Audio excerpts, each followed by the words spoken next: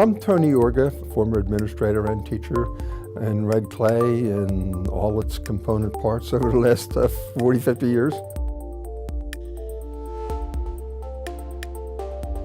My inspiration to get into education came from initially my father, who suggested when I was in college to consider teaching.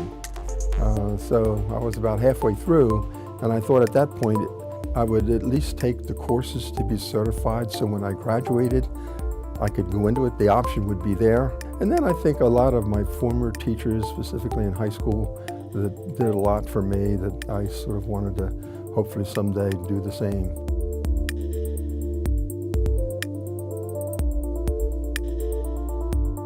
To me, it all stems from structure and discipline. I don't think you get quality education without those two.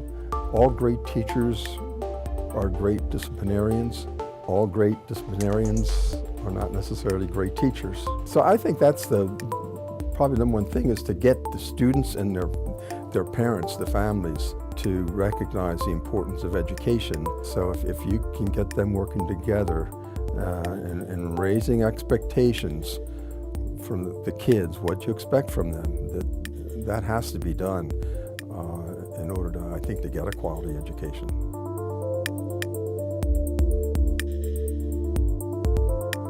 I know I had one incident early on in my career. It might have been my first year teaching. I called a parent to arrange a conference that her son was having some difficulty, and we arranged to meet at 7 o'clock. So I got there at 7 o'clock and she was there waiting, and I said, let's go down to my classroom.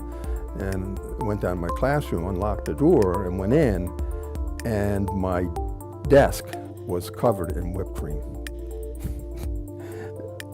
So I looked at her and said, I'm sorry, I said, I apologize.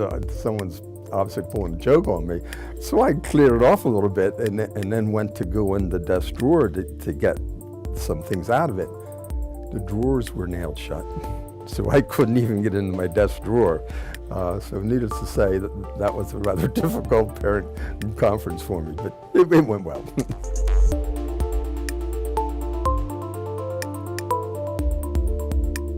I had a student shortly after desegregation, and I was teaching at Skyline and was also a basketball coach.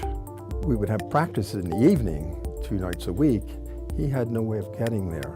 So I happened to also live in the city at the time, so I said, I can stop by and pick you up, take you to practice and take you home. But it was probably a good 12 years or so later, there was a big article in the News Journal.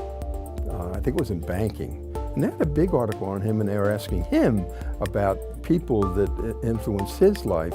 And he mentioned 2 teachers, and one of them was me. And to read that 12 years later, that he remembered me, and was really gratifying.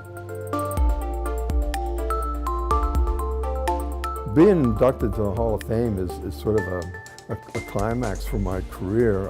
When I was informed of it, I was shocked and sort of humbled by it, that it's sort of recognition of 40 years of service in education with kids in the community, and so it just means so much to me.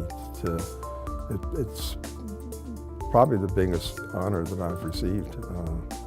It's just incredibly, it is humbling. Yeah.